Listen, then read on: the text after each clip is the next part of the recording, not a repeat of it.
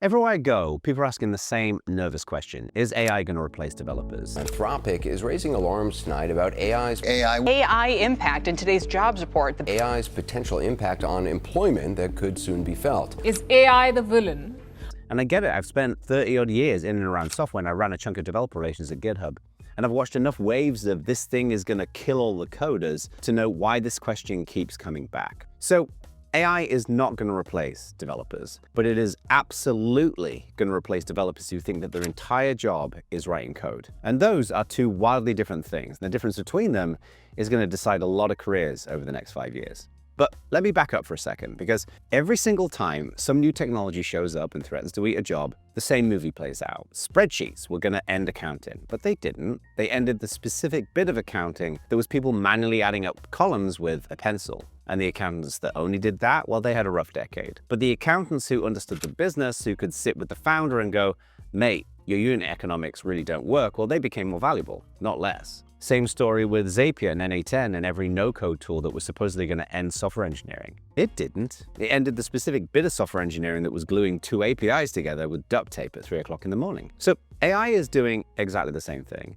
It's coming for the manual, the repetitive, the bit of the job where you're basically a very expensive human translating a spec somebody else wrote into code that somebody else will review. And if that is the entirety of what you do, then yeah, I'm going to be straight with you. Things are going to get a little hard for you. But the AI will replace developers crowd, I think have got something a bit upside down here, is that they've decided that being a developer only means writing code. That is the whole argument, and it's bollocks, because writing code is just one small piece of the actual job. The actual job is debating with the product manager about whether the feature that they want can be shipped in 3 months. It's designing a system that won't fall over the first time it sees real traffic. It's working with the security team to balance shipping new features with them wanting to reduce all risk and ship much less. It's the messy, human, judgment-heavy work of turning a vague ambition into something real that ships. So the key to being a developer in the AI age is having this judgment to create amazing technology where writing the code is really only one small part of the puzzle. And sure, AI is going to get good at those other pieces, such as the architecture, the security, the scaling, but your value as a hireable human will be much more than if you purely constrain yourself to writing code. Think of it this way, the code is the guitar, but the job was never to be just the guitarist. The job was to be the guitarist and the bassist and the drummer, and honestly, half the time, the fucking manager sorting out the van. What AI is doing is taking the guitar part and making it faster, cheaper, and available to anyone who asks. So if your entire identity as a developer was, I'm the person who plays the guitar, well, you're in trouble. But if your identity was, well, I'm the person who makes the band work, well, AI has become a huge benefit in your career, which I'll get to in a few minutes. But look, I get it, right? There's a real uncomfortable version of this where the young developer coming out of a boot camp today, the one whose entire skill is turning a Jira ticket into a pull request, they've genuinely got a harder road ahead of them than the person who graduated 5 years ago. And that is no joke, and I'm not going to pretend otherwise. Whole outsourcing industries built on doing exactly that kind of code conversion work at low cost are wobbling in public right now, especially in parts of the world where their economies are forged from this, such as India.